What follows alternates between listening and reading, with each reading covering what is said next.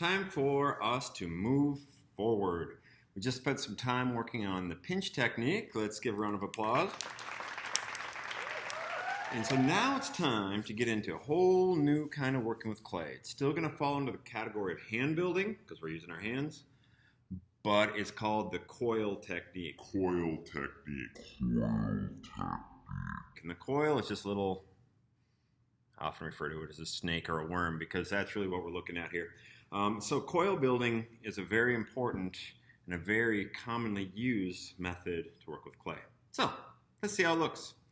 I got a piece of clay. It's not even that much right here. Let's just see how much this ends up making in the world of coils. So have a clear space to work on. It's nice if you have a clear table space to use. If you really don't have anywhere to do it, you could do it on your board. It is possible, but I'll tell you it's nice if you have a little bit more room. I'm going to be using my board to hang on to my coils. What I'm going to do is I'm just going to start by getting my clay already a little bit in a snaky kind of coil shape. And you'll see I'm just rolling back and forth. Now a little bit, when you do the coil rolling, I'm doing it wrong.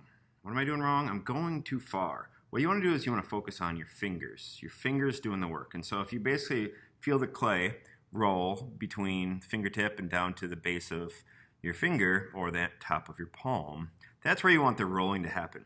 Now our fingers are really sensitive to feeling things, and so I'm going to let those fingers really do the work of feeling when an area is thicker.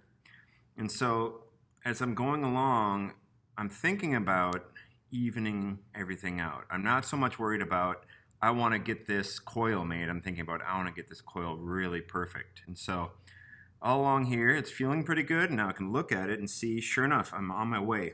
It's a little bit thinner here than it is everywhere else. And so those are the areas I'm going to focus on. One thing that can happen when people are rolling is it starts to get flat. Let me show you what happens. So as it's kind of flopping along, you can feel it. It's like if you're at the grocery store and you have a bad wheel and it's flopping around. It's that same kind of thing. And so what I need to do is I need to fix that. So I'm going to stand it up so it's taller and just gently press it down a little bit. Think about turning a rectangle into a square. That's kind of what I'm doing a little bit more. And then I'll lightly roll it back and forth, letting my fingertips roll out those edges on the square, turning it into a circle again. If I were to cut this, and there we go. It's looking better now. Again, if it starts to do that to you again, just kind of lightly press it down where it ends up getting too tall, so to speak. Some people have no problem with that at all, and some people have problems with that consistently. So just be aware of what's happening. And so as you do your first coils, really pay attention to evenness. Are they the same evenness all the way throughout? And it really is. So I'm feeling good about that. So what we're going to do is we're going to do a little challenge. And the challenge is to see how even and perfect we can make a set of these. So I'm going to cut off part of it. I'm just using my card for that. And I want to lay out 10 coils that are all the same length. Now if this was extra long, I could get 2 out of this one. Being that it wasn't long enough, I'm just going to go ahead and pull it off. Now, as I do this, each time I take clay, now I know if I do more of it, I'm going to have a much longer coil, which can be harder to work with. So I encourage you to stick small right away until you really know what you're doing. So I'm keeping pretty small. Again, I kind of get it started, a little bit of work so it's already a little bit toward becoming the coil, then start rolling it out. Again, pay attention to what you're feeling. Don't be distracted by something else as you're rolling. Don't be watching some video or watching a squirrel outside play hacky sack with a neighboring possum. Pay good attention to what's happening. I'm watching it and I'm also feeling it. And you're going to feel when there's large lumps. You're also going to see when you're going too thin and you don't want to go anymore. So you can see I keep changing where I put my hands. And I'm directing where my hands go based on where I see that it's the thickest. And so back and forth again. Don't let the clay run all the way up your hand. We lose a little bit of our control that way. So keep it right to your fingertips. All right, look at that. I'm happy with it. I want to compare it against my other one, and it looks like it's the same. So I'm going to cut off the end, and I'm going to keep it.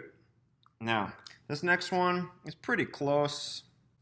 But not quite. So if I'm learning a little bit about perfection, I wanted to see if I can not even use that. So you may be tempted to just stick these together and roll with it. But for this, go ahead and just reset it. So if I put these two together, I can certainly get one coil out of that for sure and roll it out. Now, one thing about working with the clay that you may have learned is it can dry out on you, and that can be super frustrating when you're trying to get something to happen and it's cracking and falling apart. And this is happening a little bit with this right now. I can see little bits of cracking happening, and so I know that that's not a great thing. So I know I've mentioned if you can get a hold of a spray bottle, that can be really handy to just give it a little misting of water. Right now, I'm just going to rub in the cracks so they're just really small, so I'm not really worried about them. But if I keep rolling, I will have a problem. Now, you're going to get some things where the clay folds on top of itself. It's like that. You're going to have some things where the clay folds on top of itself. So with those areas, again, before you get any farther, rub them out so that way they become smooth. Now, in the process of rubbing it out, I have done that thing where I've flattened coil, almost like a snake that got run over by a car. So, again, I'm going to stand it up tall, give it a little press down. Don't overdo this. Again, think of it like you have a rectangle, you're turning into a square so that the height is the same as the width, and then once you have it, lightly roll it out using your fingers, paying attention to what's happening. You're trying to get it rounded, and sometimes requires stopping a couple times and getting that done. So, being that I rubbed out the small cracks and the large one that was there, and then I fix it so that it's round, I might have to do it a little bit more. Just really pay attention to what your fingers can do. They're a really great tool. And I keep working my way along until I get to the point that I think I'm done. Now, if this ever happens to you and you aren't really paying attention and you realize that something happened at the end here, it got really narrow in one spot. Well, I might still be able to use it if this part's still good. When I lay it out here, I have the height that I want, or the length that I want, so I'm good to go. So I can trim it and good to go. So right now I have 3 coils. They're all seeming to be pretty even. Right here, that looks thin to you, and I can see why, because it's tall. And so I need to go back to that one, tidy it up just a little bit, do a little bit of pressing down, and a little bit of rolling. Now, there we go. So it's better now. It's a lot more even, and so now I have 3 coils that are all looking really even. So, time for number 4. Now, the longer you work with clay, it does dry out. The more that it goes back and forth on your fingers, the more it dries out. The surface that you're rolling it on, some surfaces are going to take out some water as well, causing it to dry out. So you may want to have a cup of water handy and maybe have your sponge handy. Now, I never want to use the sponge when it's full of water like this because it's just out of control. So squeezing it a little bit is good. So if I have some clay that I know is getting on the dry side, I can go in there and I can just give it a little squeeze. Now I can rub it in, or in this case, because I'm going to be mushing up the clay again, I could just have a little bit of water in my fingers, and I'm just going to smush it down in there. Now, this I'm going to take, roll it out. Now, if your hands are really wet, because I just got my clay all freshened up, I'm actually finding it extremely difficult. It will not roll. I'm just sliding around. Woo! And so what I want to do is I want to dry that area off. So whether it's paper towel, your little brother's t-shirt, or just anything like that, just you want to wipe off your space. So I'm just going to freshen that up. Now my hands were really wet, just too much water added, got carried away. So now it's better, and it needs to be able to roll. It's now rolling, so I'm in business. So I'm going to start rolling this out. Now I have a larger piece this time, so I'm going to see if I can get 2 coils out of this. And after I've done a few of them and I get the hang of it, I feel a lot more confident that I can do a longer coil and be okay. You will have some space issues where if you don't have a lot of tabletop space to work off of, you may have to keep it small. Now, everything seems to be going all right. It seems to be pretty smooth against itself, but what I want to do is I want to make sure that it's the right thickness compared to the other ones, and it is absolutely not. It's not even close. And so, working with this, I could keep working with the huge coil like this, the long, extra long coil, or now that I have it really even, I could just go ahead and slice it in half if I want to make sure that I have enough. Or I could even slice it just a little bit short of what's here. And I know it's going to get longer, so that should be fine too. It's easier to manage now.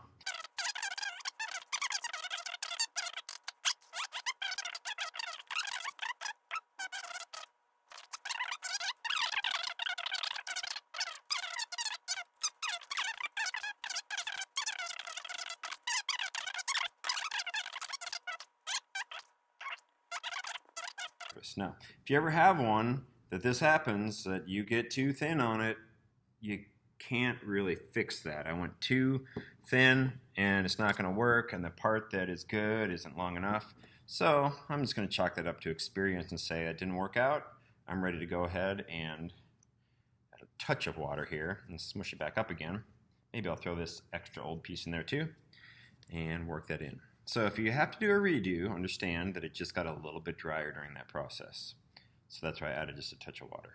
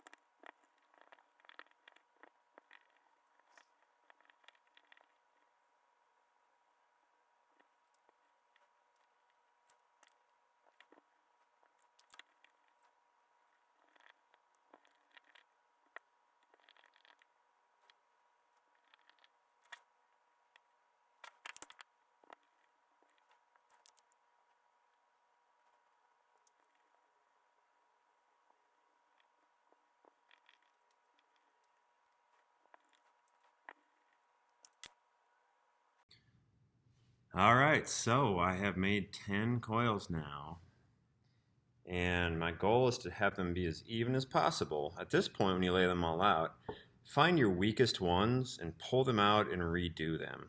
If you see one that is clearly not like the other ones, get it out and just make a new one. So if I said that one just didn't make the cut, I'll go redo that one.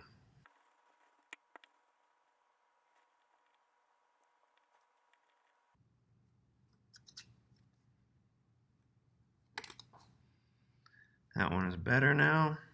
So I replaced my bad one with a good one. All right. Well, congratulations, Coils. You now are a happy little family. All right, once I have my 10 all laid out next to each other, it's time to take a picture of it. All right, I got it. So now I'm ready to put that in the portfolio, show off what I got here. That's not it. I think it's me. Hey, there it is. All right, so I got my coils ready to put in the portfolio.